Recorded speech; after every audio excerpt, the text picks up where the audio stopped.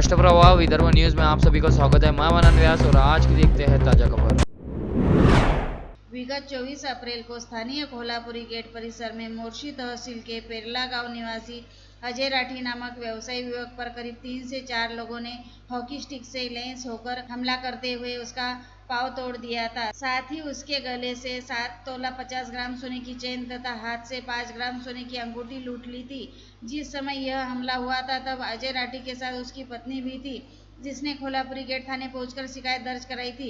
लेकिन पुलिस जांच में उस वक्त पूरी कहानी उलट गई, जब पता चला कि अजय राठी की पत्नी ने ही अपने मौसेरे भाई और उसके 2 दोस्तों के जरिए अपने पति पर जानबूझकर हमला कराया था और अपने पति के हाथ पैर तोड़ देने के लिए अपने मौसेरे भाई को पति की प्रॉपर्टी में हिस्सा देने का लालच दिया था, जिसके चलते मौसेरे भाई ने अपने 2 दोस्तों को मात्र 1200 रुपए की सुपारी देते हुए यह कहकर अपने जीजा की पिटाई करने के लिए लाया था कि उक्त व्यक्ति उसकी बहन के साथ छेड़खानी कर रहा है। ऐसे में पुलिस ने अजय राठी की पत्नी सहित उसके साथीदारों को गिरफ्तार कर लिया है। ऐसी जानकारी आज यहां बुलाई गई पत्र वार्ता में शहर पुलिस उपायुक्त गणेश शिंदे द्वारा दी गई।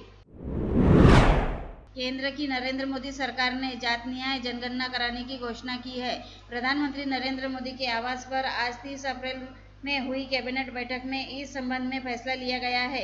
कैबिनेट बैठक के बाद प्रेस कॉन्फ्रेंस कर केंद्रीय रेल मंत्री अश्विनी वैष्णव ने इस फैसले की जानकारी दी। स्वतंत्र भारत की पहली जनगणना 1951 में हुई थी। आखिरी जनगणना 2011 में यूपीए सरकार के दौरान हुई थी। उम्मीद थी कि 2021 में दोबारा जनगणना होगी, हालांकि केंद्र सरकार ने यह जनगणना नहीं कराई। नतीजतन विपक्ष पिछले 3 वर्षों से सरकार की आलोचना कर रहा है। वे जाति न्याय जनगणना की भी मांग कर रहे थे। आखिरकार अब केंद्र सरकार ने जात न्याय जनगणना कराने का ऐलान कर दिया है। राज्य में मान्यता प्राप्त निजी अनुदानित माध्यमिक विद्यालयों और जूनियर कॉलेजों में प्रति घंटा के आधार पर काम करने वाले शिक्षकों का पारिश्रमिक बढ़ाया गया है। इसके अनुसार माध्यमिक विद्यालय के शिक्षकों को 250 रुपये प्रति घंटे का भुगतान किया जाएगा, जबकि जूनियर कॉलेज के शिक्षकों को 300 रुपये प्रति घंटे का भुगतान किया जाएगा। हायर सेकेंडरी और जूनियर कॉलेजों को प्रति घंटा शिक्षकों को अब तक 150 रुपये प्रति घंटा वेतन दिया जाता था, जिससे अब बढ़ाकर 300 रुपये प्रति घंटा कर दिया गया है। जबकि माध्यमिक विद्यालय के शिक्षकों के लिए पहले पारिश्रमिक 120 रुपये था, इसे संशोधित कर 250 रुपये कर दिया गया है। प्रति घंटा के आधार पर नियुक्त शिक्षकों को पूर्णकालिक शिक्षक के रूप में योग्य होना चाहिए। घंटे के आधार पर अयोग्य शिक्षकों की नियुक्ति न की जाए। साथ ही शिक्षकों को नियमित रूप से वेतन का भुगतान किया जाए। साथ ही शिक्षा विभाग में माध्यम से कहा गया है कि शिक्षा निर्देशक उन्हें यह सुनिश्चित करे कि शिक्षकों के पारिश्रमिक का भुगतान नियमित रूप से किया जाए।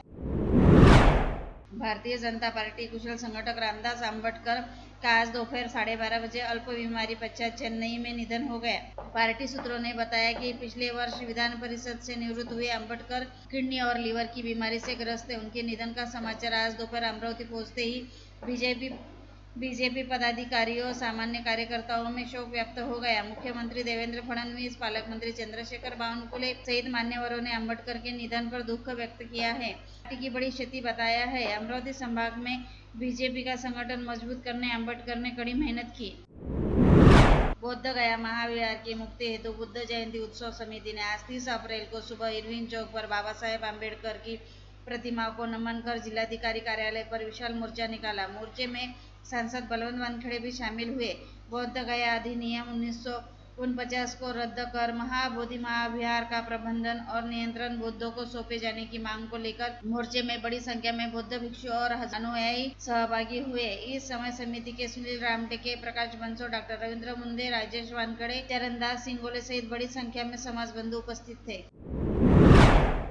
भातकुली तहसील की खरीफ हंगाम के पूर्व नियोजन बैठक का आयोजन किया गया, जिसकी अध्यक्षता तिवसा के विधायक राजेश वानखेड़े ने की।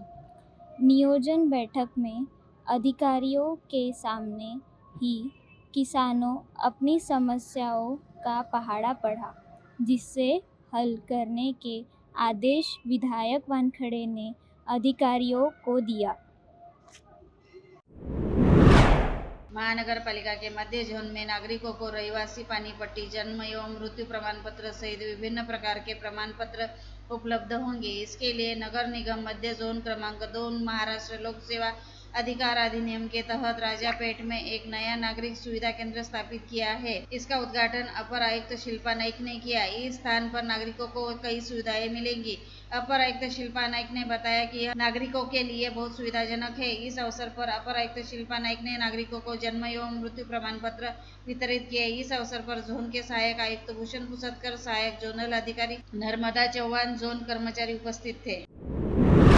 जिले की वडूर तहसील अंतर्गत बेनोड़ा पुलिस थाना क्षेत्र में डवर गांव निवासी 21 वर्षीय युवती के साथ शारीरिक व मानसिक प्रताड़ना करते हुए उसे आत्महत्या हेतु उकसाने के मामले में 3 महिलाओं सहित कुल 7 आरोपियों को पुलिस द्वारा नामजद किया गया है। जानकारी के मुताबिक 21 वर्षीय युवती ने विगत 1 अप्रैल को अपने ही घर के बेडरूम में छत पर लगे सीलिंग फैन से फांसी लगाकर आत्महत्या कर ली थी, जिसके बाद मृतका के पिता महादेव डेबाजी डावरासे ने बेनोड़ा पुलिस थाने पहुंचकर शिकायत दर्ज कराई।